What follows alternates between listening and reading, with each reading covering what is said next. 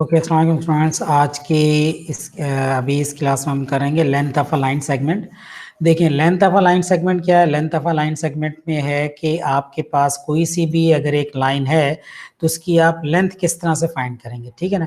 एक लाइन की लेंथ आपने फाइंड करनी है, वो किस तरह से फाइंड करेंगे, इसको हम कहते हैं length of a line segment भी कहते हैं, और इसको कहते हैं डिस्टेंस बिटवीन टू पॉइंट्स, ठीक है। फॉर एग्जाम्पल, एक पॉइंट ए है और एक पॉइंट बी है, जिस तरह यहाँ पे भी नजर आ रहा है आपको एग्जाम्पल में, point A and point B. तो ये दो पॉइंट्स हैं, इन दोनों पॉइंट्स के दरमियान में डिस्टेंस जो है वो डिस्टेंस अगर आप चेक करें तो वो जो डिस्टेंस होगा उसको डिस्टेंस भी कहेंगे और उसको कहेंगे लेंथ ऑफ ए बी, ठीक है। तो लेंथ ऑफ ए बी या distance between A and B, तो both have the same meanings. तो इसका एक फार्मूला है, वो फार्मूला मैं भी आपको बता देता हूँ। ये देखें, ये फार्मूला आ गया आपके पास। ये लिखा है फार्मूला बॉक्स के अंदर कि कोई भी दो पॉइंट्स हैं, लेट सपोज पॉइंट पी और पॉइंट क्यू हैं।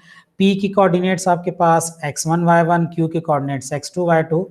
तो अब जो भी कोऑर्डिनेट्स क्वेश्चन में गिवन होंगे, according to that coordinates distance formula ये बनता है under root x2 minus x1 का whole square plus y2 minus y1 का होल स्क्वायर। ये फार्मूला अपने माइंड में रखना है, ये डिस्टेंस फार्मूला होता है।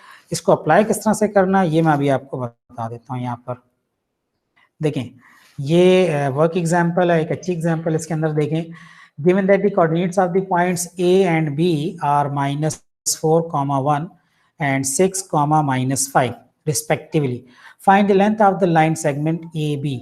आपने लाइन सेगमेंट ए बी की लेंथ फाइंड करनी है, तो किस तरह से फाइंड होगी। Length of the line segment A B की अगर हम बात करते हैं तो ये होगा under root x2 minus x1 का whole square plus y2 minus y1 का होल स्क्वायर।